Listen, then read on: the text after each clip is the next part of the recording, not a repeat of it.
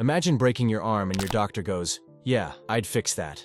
But the moon's in Gemini, so you might bleed out." That was legit medicine in medieval times. Astrology wasn't just for predicting your love life. It was how they treated fevers and full-on plagues. They believed each body part was ruled by a zodiac sign. So if you had a nosebleed, it might not be stress. It could be Aries throwing a tantrum. Medieval healthcare was like a cosmic group chat. Your liver, your star sign, and Saturn just beefing over your bile levels. And to put this in perspective, while today, if you walk into a hospital complaining of chest pain, you'll get hooked up to machines, get your blood work done, maybe even a CT scan. Medieval patients had it pretty bad because back in medieval times, the first thing a doctor might check was your birth chart. Seriously. They believed the position of the planets could literally affect your organs. Your body was divided up like a medieval zodiac pizza. Aries ruled the head, Taurus the neck, Leo the heart. You get the gist. So if your stomach was acting up, they'd check if the moon was messing around in Virgo before prescribing anything. Basically, if Mars was being moody, so were you. And this wasn't fringe nonsense either. Astrological medicine was a major part of real, academic practice. According to historical records, there was an actual 15th century manuscript called the Zodiac Man, a drawing of a human body mapped with zodiac signs, showing which star sign ruled which body part. It was used in medical textbooks, and even taught at medieval universities like Paris and Bologna. Doctors would even refuse to do bloodletting, their go-to fix for everything from headaches to fevers, unless the stars were aligned. They believed doing it at the wrong time could kill you, or worse, mess up the balance of your body fluids. Yep, they thought your body ran on a mix of hot, cold, wet, and dry juices that constantly needed adjusting. Many medieval writers noted that patients didn't get exactly the treatment they needed. For instance, Petrarch, the big-shot Italian poet from the 1300s, and the guy who had a massive crush on a woman named Laura, once went off in a letter about medieval doctors. He was watching his friends get sick, call for doctors, and then still die anyway. And he's like, hold on, there's 100 doctors in town but zero medicine that actually works? He literally wrote, "Physicians are many, but medicine is scarce." In today's world, it's similar to a doctor giving you antibiotics for something clearly viral, or telling you to just drink water while you're dying inside. Now, imagine you're back in the medieval period, a time of knights, chateaus, and doctors who had no single idea what germs or bacteria were. However, they relied on two main ideas: the four humors and astrology. Now you might be wondering, what are the four humors? Well, these were the four fluids that medieval people believed controlled your health: blood, phlegm, yellow bile, and black bile. Too much or too little of any one of these fluids could make you feel like a hot mess. But here's where it gets really interesting. Aside from the four humors, doctors also thought the stars and the planets had an effect on how these humors behaved. Yep, the same stars that show up on your IG horoscope posts. Now, here's the deal. The medieval doctors believed the human body was like a finely tuned and quirky machine. Instead of cholesterol and blood pressure, though, they had the four humors: blood, which was linked to air; phlegm, which was linked to water; yellow bile, which was linked to fire; black bile, which was linked to the earth. So think of this like your morning smoothie. If you overdo one ingredient, it throws off the whole mix. Too much phlegm? Well, you'd probably be more like a grumpy cat stuck in a never-ending rainy day. If your yellow bile was too high, you'd feel like a hot-headed drama queen. It's amazing to see how the medieval connected each of these humors to the zodiac signs. Yep, medieval doctors believed that the secret to your health might rest in whether your birthday falls under Aries or Pisces. And believe me, things get even weirder and funnier when we mix medicine and astrology. The idea they had was simple, that every part of your body was ruled by a zodiac sign. Here's the scoop. Aries ruled the head. So if you had a headache, guess whose fault it was? Taurus was in charge of the neck and throat. Ever get a sore throat and think, I must be a Taurus? Gemini ruled the arms and lungs. No wonder your arms feel weak after an intense gym day. Cancer took care of the chest and stomach, while Leo was the boss of the heart. Virgo handled the digestive system. Ever wonder why that milkshake gave you a problem? Libra kept a gaze on the kidneys and lower back. Scorpio was all about the reproductive organs.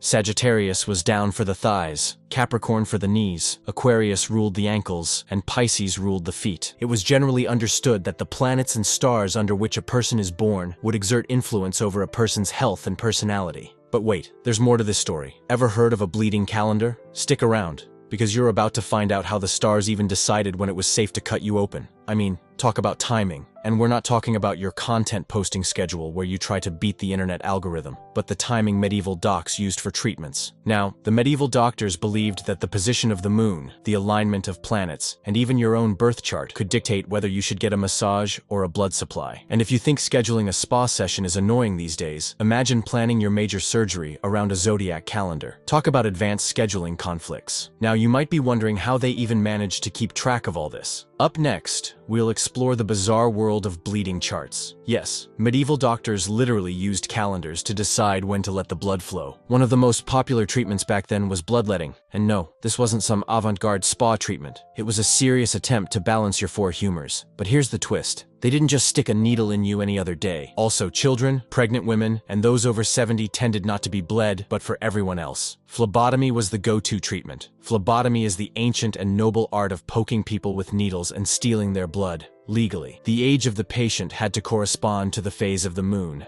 and the ailment should be aligned with the position of the zodiac, that is, the fixed stars that rose annually and were associated with the months of the year. Medieval docs believed that each vein was under the protection of a different zodiac sign. They even had bleeding charts, which were basically calendars which indicated moon phases and zodiac positions. It sounds absurd now, but back then, it was the best science analysis they had. And honestly, it makes you appreciate our modern medicine, even if we sometimes miss the joy of checking our star charts for a cure. These doctors carried around ephemerides, which were fancy books that tracked the movements of the planets. They even used astrolabes, which were like the medieval version of smartphone technology that tells you where the stars are. Imagine explaining that to your buddies today. Yeah, I studied medicine and astrology. I can tell you if your cough is due to Mercury just playing tricks on you. It might sound hilarious now, but in the medieval world, it was completely normal to see the universe as a giant, interconnected machine. And honestly, it kind of makes you wonder, could there be something to those stars after all? In fact, one medieval record showed some juicy case studies of how astrology shaped treatments. The first case talked about the melancholy monk, a gloomy monk who was feeling down for weeks. The doctor studied the monk's birth chart and noticed that Saturn, a cold, gloomy planet, was throwing everything off. It was believed that an overload of black bile, the earth humor, was the culprit. So, instead of reaching for the modern-day antidepressants, the doctor recommends a warm, moist diet. Think about chicken broth, hot baths, and a little extra sunshine if possible. It's like having a cozy comfort food night, but with a dash of astral intervention. Then there's the second case of the feverish farmer. Imagine a hard-working farmer, down in the dirt, suddenly hit with a high fever. Now, instead of rushing him to the hospital, the medieval doctor pulls out his star charts. He checks the moon and sees it's hanging out in Leo, the sign that rules the heart. The doctor decides, I won't be messing with the heart today. Instead, he prescribes cooling herbs like mint and chamomile, waiting for the moon to slide into Virgo. Today, that might sound like a doctor saying, your prescription? A nice iced latte, but wait, don't drink it until the stars say so. Now, if you think these treatments sound completely bonkers, just wait until you hear about some of the more out there advice these doctors would give. There's one treatment that'll have you laughing and shaking your head in disbelief. Now here's where it gets downright hilarious. Medieval medicine wasn't all serious business. Some treatments were just plain bizarre. For instance, according to research, some doctors would prescribe eating strange animal parts or using weird concoctions simply because the stars said so. Picture someone being told, for your elbow pain, you need to rub on some toad extract because Pisces is in charge of your feet. It's like modern medicine if your doctor said, trust me, this cure is out of this world, and then handed you a frog instead of an ice pack. While we can laugh at these methods now, it's important to remember that they were working with the best science and superstition they had at the time. Plus, they were all trying to make sense of a very complicated world without any fancy tech. Now, what caused the grand switch from zodiac medicine to the science we know today? It wasn't an overnight grand moment. It was more like a slow stumble. In the 16th and 17th centuries, the scientific revolution started to gather steam. People began using microscopes, performing experiments, and actually understanding germs instead of just humors. Big names like Galileo, Harvey, and eventually even Isaac Newton began to reshape the way people thought about the human body. Now don't get me wrong, the stars are still pretty cool, and many of us check our horoscopes every other day. But modern medicine moved on to more evidence-based practices. Imagine a medieval doc saying, sorry buddy, no more bleeding charts.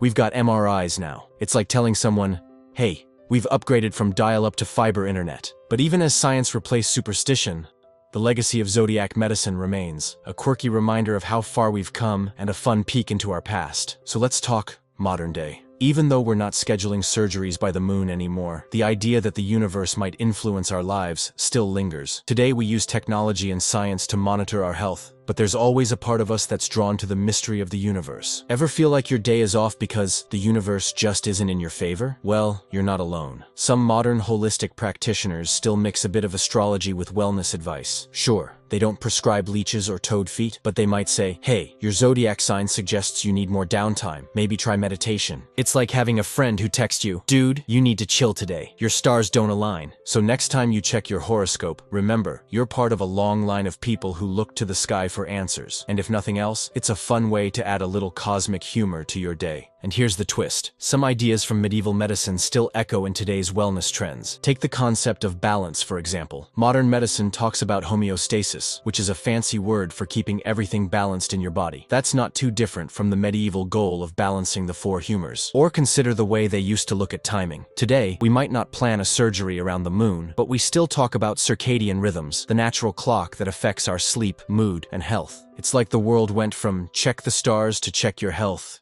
to check your smartwatch, but the need to live in sync with nature is still alive. Imagine explaining that to someone in the 1400s. Hey, we still look at the sky, but now it's on our phone, and it tells us when to take a nap. It's a reminder that even the craziest old ideas can evolve into something that makes sense today. And who knows, maybe one day we'll look back on our modern methods and laugh at how simple we thought things were. Now, before we wrap up this cosmic journey, let me hit you with one more surprising twist about medieval doctors that you might not have seen coming. What really makes this story fun is the human element. Medieval doctors were not just scientists. They were also people, with all the quirks and uncertainties we share today. Imagine being a doctor in that era. I don't know what germs are, but I do know that if Mars is throwing a fit, you better not get a cut. It sounds like a mix of poor comedy and horoscope reading. These doctors had to rely on their humors, the limited science of the day, and a dash of superstition to keep their patients healthy. And even if their methods seem uncommon now, they were doing the best they could with what they had. And if you're still curious about how all this fits into our modern world, we've got one last bit of info that connects these old ideas with today's science. Trust me, it's a neat one. So where do we go from here? We've seen how medieval medicine mixed stars and science, and we've even seen a few modern echoes of those ideas. But what does that mean for the future of medicine? Well, while we won't be scheduling surgeries around Sagittarius or Taurus signs anytime soon, the aim to understand how our bodies work and how the world around us influences us remains in our minds. The history of medicine is a story of curiosity, trial and error, and yes, a bit of cosmic wonder. Today, we use DNA testing, high-tech imaging, and research that would make a medieval doc's head spin if he was in this age. But underneath all that science is the same basic human desire to figure out why we get sick, how we can heal, just maybe, how the universe fits into the puzzle. Who knows?